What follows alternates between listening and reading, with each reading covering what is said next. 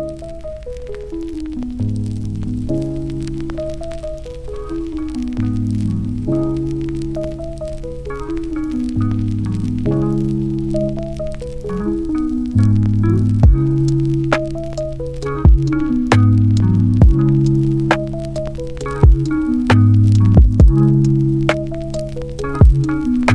everybody, it is your girl Cheyenne and Jared, and this is Coals of Fire, where we do educational videos, we do lessons, lifestyle videos, and reaction videos with a biblical and Christian twist. So the video that we chose today is actually titled, "If You're My Daughter, I'd Share 8 Brutal Truths About Men That You Need to Know." So yeah, I think this is a good video. We're gonna see what he says, but it's always good to take advice as parents, that we should watch out for our daughters, because a lot of women get taken advantage of. Men get taken advantage of too, but women get taken advantage of as well by men, and maybe there's some advice that us as parents may not know. So we're gonna check this video out and see what this guy has to say.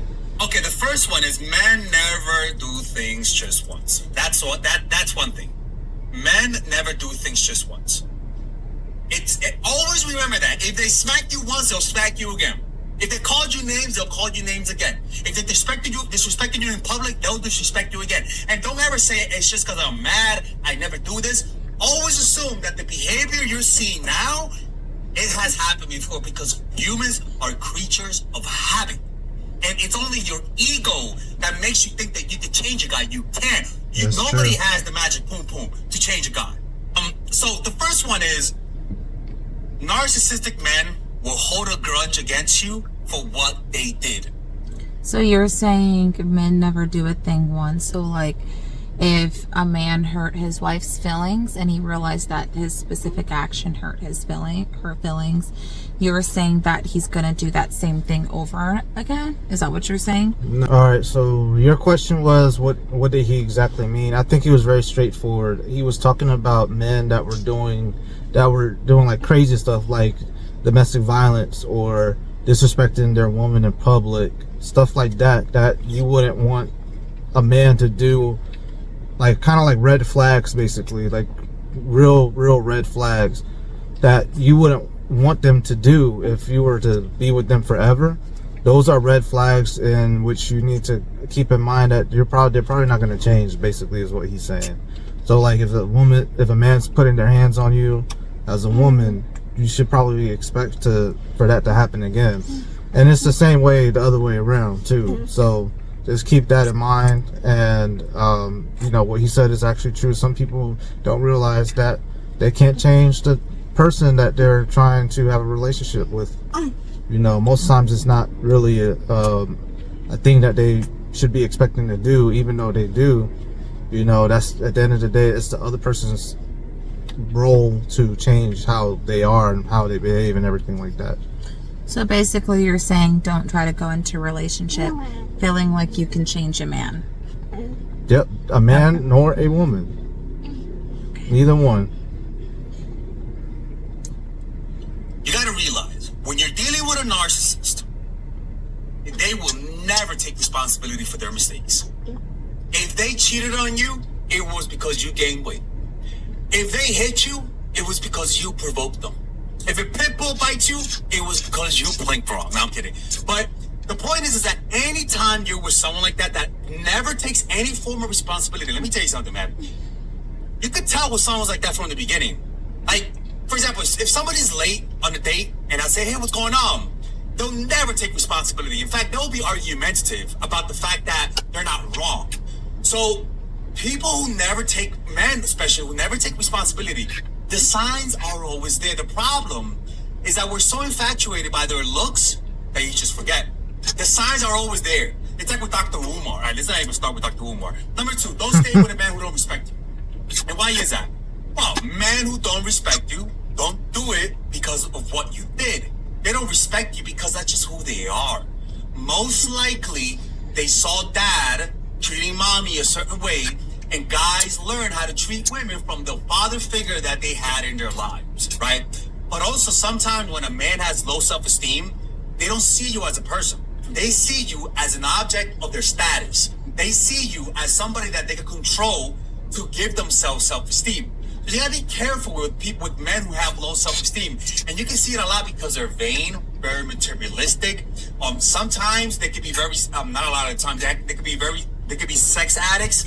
But men like that, they have such a desire for sex, or they see women in such a sexual way that it sort of like, not unconsciously, but they're sort of unconsciously objectify women, even if they don't consciously know that, right? The next thing is that how a man treats his mom isn't how he would treat you. Watch how dad treats his mom instead. Because he was getting hurt by daddy, so he feels sympathy but hates the dad, right? But the problem is that when you stare at the abyss long enough, it's gonna stare back at you. So even if he seems like a good guy, like, well, people react in two ways, right? They either become the opposite of that or similar to that. But the point is that it still gets internalized. And look, I always say, judge a person by their family, not by their family dynamic. I don't give a f***. Look at The Godfather, the lady, right? The Godfather was like Michael Corleone. He was like, I'm not like my father. It's like, if you're dating a guy and his dad is the Godfather, walk away, no matter what he tells you. Next one, it's not your job to get him to like you. It's his job to recognize your value. That's just how it is, right? It's like saying, it's like recognizing the value in healthy food versus junk food. Some people are just more drawn to junk food, and you can't internalize their judgment of it. If they don't see your value, it's not your fault.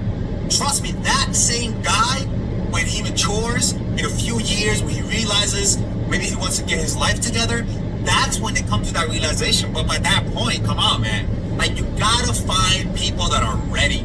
Don't try to get somebody to like you. Present yourself the best way. Be polite. Be sweet, but don't try to win people over. Just be yourself and look for red flags, and that's all you need. Why? Because treating men too nicely, they'll take you for granted. They'll see you as somebody that's easy to exploit. That's just how men are, even the nicest of guys. Now, some guys are naturally more respectful and naturally more emotionally intelligent than some guys, right? And the truth is that you don't have to be perfect for a guy to respect you. It really isn't. Because, like, you know, everyone does things that in our minds we're like, I don't respect them, but you still respect them because you have basic human decency. So people just don't have basic human decency. And that's what you have to understand. It's not a matter that men don't respect you because I'm needy. It's a matter that you are attracted to men that don't respect you. Sometimes familiarity is confused by chemistry. Sometimes they treat you similar to the past guy that you dated, and because they kind of look familiar, you confuse it as chemistry. That's shit you trauma about. You need to heal, boo-boo. Now, one of the ways to heal, I always tell people, go to these meditation retreats, dharma.org. And in that meditation retreat, it'll teach you how to heal through. Okay, so that's good, because now we don't necessarily get into all the whole meditation retreats as Christians. But what did you think as a man about those points? You see them on the screen, kind of, you can go through them. What is your response to the things that he was saying? My response is that I agree to everything he pretty much says. The only nuanced thing that I think I could say that I've never heard was his number 4, where it says how a man treats his mom isn't how he'll treat you. Watch how his dad treats women instead. I think that's a good thing to look at because I think both need to be looked at personally. But I think that the dad is a good significant thing to look at as far as like how he treats his wife. But the thing is, you also have to see how he treats another woman also. So that's why I say both is important. I think it's cool though that he introduced that point of looking at how the other person's dad treats the wife, because not everyone says that, and that's the first time I've heard anyone say that. But it makes sense though. I mean, you really want to look at the whole family unit like he says. I think everything you said here is really valid. Basically, you know, narcissistic men will hold a grudge against you for what they. You don't want to deal with that. That's a person that has a mental issue, you know. And I think people do need to take accountability. Sometimes men have a problem taking accountability, but there's certain men or people that just don't want to take accountability at all. Like, no matter what it is, they don't want to fess up or own up to responsibility when they should. And sometimes it's a big issue. So you want to, like he said, look for red flags, you know, and look at the first thing really. And I'm assume that he doesn't have the same belief as ours as far as being Christian, because he added the meditation at the end. First and foremost, whenever you're a Christian, you believe, you have to first make sure that this other person is a Christian as well. Right. Because it says in the Bible to not be unequally yoked with those who are not believers. You know, don't yoke yourself with people that don't believe in Jesus Christ. Because the thing that you're going to end up with is you're going to have one person being, you know, a believer, one person that's not, and there's going to be tension there and arguments.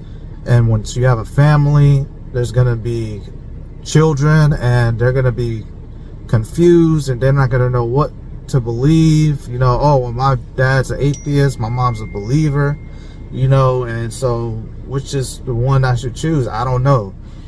That needs to be reinforced with someone that is equally your level, or someone that, you know, at least has, you can say, okay, well, maybe we can work together to be on one accord, but at least they believe in Jesus Christ, you know. So you have to kind of like, you got to go with your gut sometimes, and then you just have to look at the other person. And, you know, there's so many other things that go behind that, like what kind of household you want traditional or not, how everything goes. You have to have that conversation with the other person first, you know. That's the first and foremost thing. Are you a believer in Christ? Do you hold the Bible as an authority in your life? Do you hold Jesus Christ to be your Lord and Savior? Do you see the Father in heaven as your heavenly Father and the one that you should be following? You know, stuff like that. You have to have that conversation, and then everything else comes after. Because just because they're like that doesn't mean that they should still be your pick. There's still people that have issues, like being narcissistic, and they still believe in Christ, but they have, you know, there's some people that have mental issues that need help too, even though they believe. So I think psychology and Christianity has to be combined sometimes, even when you're like, even when it comes to teaching, so that way people can look out for things, but also when you look for relationships as well. So I agree with everything it says. Narcissistic man, that's a mental thing. Don't stay with a man you don't respect. That's true. I mean, most times women, I don't know, what do you think about that? Because most women don't really do that unless they're like settling, unless it's like maybe, the only thing I can think of is the person has money, you know, and they're just like, well, he has money, so I'm not gonna respect him, but he has money, so, you know, that's the only thing I can really think of why a woman would want to get with someone who they don't respect. Yeah, what do you have to add to that? Because that's the only thing I can think of. I feel like maybe you're asking me why a woman would get with a man they don't respect. Yeah. And I said maybe it's money. Most times it would have to be money, because a lot of men, some women out here just trying to get a bag or trying to get money, and they're just looking at that and they're like, well, I don't care what the man, you know, I don't care about the man, and they get with some person that's just, you know, they don't really respect. They just get with him because of the money, and then they're like, okay, well, I'm with this man, you know, he has money, he got this big house, a nice car. A lot of the time, it's not always just money. It could be control. It could be easy access. If a woman sees or knows that a man is someone that maybe she doesn't really look up to in that way as a man of power, but she sees him as someone that can easily be manipulated, that might be a reason why a woman might stay with a man that she doesn't respect. Maybe she's settling and she feels like she can't do any better. Maybe it's, you know, like he was saying, I think he mentioned in the video that it's familiar territory to her. she might know, oh, these qualities that this man has might not be the best, but this is what's familiar to me. And even though it's not what's best for me, this is familiar, and therefore I'm going to stick with this because I don't know what that uncharted territory feels like to date someone else that's not like this. And so that makes me feel uncomfortable. And sometimes people stay and stick with things that are more familiar, even though they're not necessarily what is best. Gotcha. So there's several reasons why a woman might do that. It makes sense. But yeah, I totally agree with you. I don't agree with what he said as far, I mean, I agreed with a lot of what he said, but I don't agree with how a man treats his mom isn't how he'll treat you. I think that could be true in some cases, but it could not be true in a lot of cases. How a man might treat his mom might actually be how he might treat you. And I also think it's important to see how his father does treat the mother. But looking at someone's family doesn't always necessarily mean that they're going to wind up like their family. He might or she might have certain strongholds, but that doesn't mean that that person is going to be like that. I think what's most important is, like you said, looking at the individual themselves and their own relationship that they have with God. I know for you and me, we both came from broken homes and we both came from divorced homes. And I'm sure there are things that you could look at, maybe, you know, we can both look at in the men in our families and say, wow, I wish that that person could have done this better. And, you know, we don't want to mimic those things in our own marriage, I'm sure, right? But that doesn't mean that just because you saw me coming from a broken home or I saw you coming from a broken home, that necessarily means that we're destined for to be in a broken home. Sometimes, like he did mention this, it could do the opposite to you, where you despise that so much that you want to have and do better for your family, and it ultimately draws you to you know, be the opposite of that, you know. But they are things to definitely consider, right? Is to look at a person's family, but I wouldn't use that as a determining factor for who they are. I always, when I meet people, and I don't know if you do this the same way as a man, is look at them as an individual and see who they are personally. Yeah, I do that, but I think you still need to look at the family dynamics and how they treat their family members, and like how do they deal with conflict resolution between their family members, or what kind of level of respect that they have for people that are like their parents or the elderly and stuff like that are in their family. Because some people don't have respect, and that's important to have. And the Bible says to as a commandment to respect your mother and your father, or your days will not be long, you know. So you have to be mindful of that. So I think looking at that is a character trait on that other person. I think it's something that needs to be investigated. But like you said, I think also you need to look at them in the individual basis as well. So I think both things are key. So well, I think, just to say one last thing, I think that it can go both ways. I think a person coming from toxicity could affect how they are in their relationships. But I also feel that sometimes people who come from toxicity, it drives them to greatness. So like some of the greatest people in the world come from poor families. Some of the richest people in the world come from poor families because they have the mentality to strive, to want more, to do better, right? So all I'm saying is don't always look at a person's backstory. Sometimes people like to judge and be very judgmental, and I don't think that's Christ-like. To look at a person's family, I feel like you should give every person a fighting chance, regardless of their background or where they come from, whether they come from poverty or whether they come from a toxic family. Just because a person comes from those kind of environments doesn't necessarily mean that that's who they will become. Sometimes it actually is even a catalyst for a person to strive to be greater and do better, because then their other peers and people that they know, because they just want to be so completely opposite. And so that is something that I want to mention, is that, you know, I feel like you should give people a fighting chance. So Right. you should look at their family and their environment, but that doesn't necessarily mean it's always the standard and definition of who a person is. Right, well, y'all, I want y'all to give us your reaction to this video. Give us your comments. Have you thought of any of the advice or points that this guy made in his list? Have you ever thought of anything that you could apply, or say, look back and say, oh, like, this is something that I wish I could have told so-and-so? Have you ever, or is there anything that you could add to this list? You know, what are some other things that could be added to this list that could help other parents with their children? It's not just a gender specific thing. I know he focused on the women, but what about the men? You know, there's both sides that can apply this to their lives, you know. So what are some things that maybe for your sons that maybe they need to look out for as well? But, you know, just give us your feedback and what you think, and then just like, comment, share, subscribe, and then we'll catch you in another episode of Coals of Fire. Have a good weekend. Bye.